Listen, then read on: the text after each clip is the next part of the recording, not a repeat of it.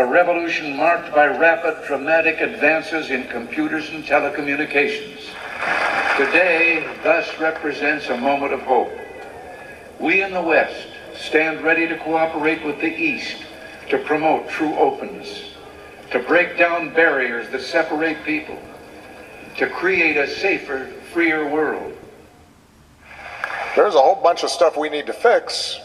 Internationally in particular, one of the challenges of globalization was the fact that it did accelerate inequality, and it was very good for corporations that could operate internationally, but they oftentimes weren't willing to share that bounty with their own populations. And so the populations, you know, if you're a worker in the United States and you saw, okay, I'm getting cheap flat screen TVs and I'm glad that the stock market is booming, but I was laid off my factory job.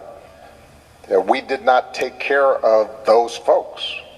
But that wasn't a problem of globalization per se. That was a failure of policy here in the United States to help, that we didn't do enough to help people who weren't benefiting from globalization. And that was a failure globally and a failure here in the United States. That's going to need to be fixed.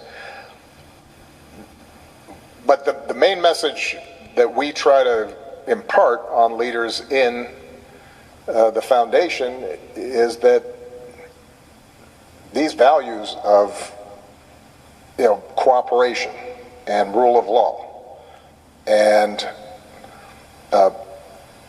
an adherence to facts and hopefulness, optimism about the ability of humans to work together and solve their problems, and the belief that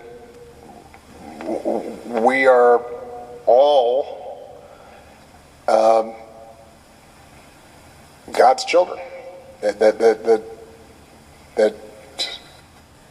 you know, I know that these days the idea of inclusion has somehow been deemed illegal, but you know what? I believe in it. I believe that people, regardless of their skin color or gender or sexual orientation or nationalities or,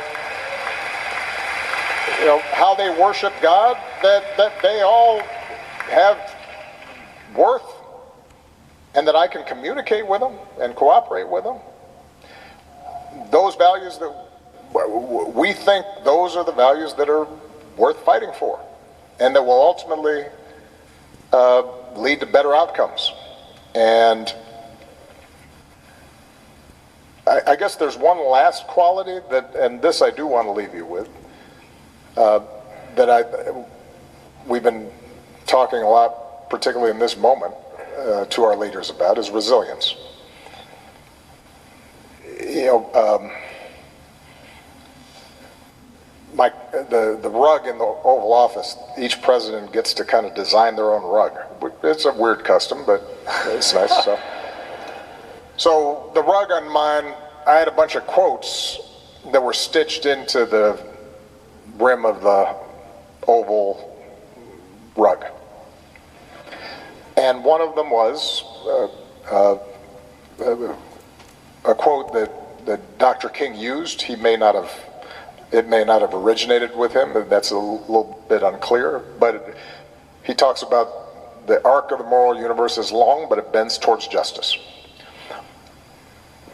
And it obviously denotes optimism, that things do get better. There's a faith in that. But people forget the first clause of it, which is the arc of the moral universe is long. And what we talk about with our leaders, particularly young people, is a recognition that change does not happen overnight, that history zigs and zags, that sometimes we take 2 steps forward and then we take a step back. I think resilience is more than just ability to pick yourself up when you've been knocked down. I think for Obama and his remarks, like, resilience is about having a long view and not overreacting in the moment. We live in a moment where every single algorithm is designed to elicit immediate emotional and visceral reaction, right? We're talk about the triggers. We talk about that language of being triggered. Well, it's not by accident, right? We actually have designed a world where it's intended for us to get triggered, to have an emotional response, to have that thing that happens in your brain, because then you can capture someone's attention, you can sell them something, you can, you can manipulate.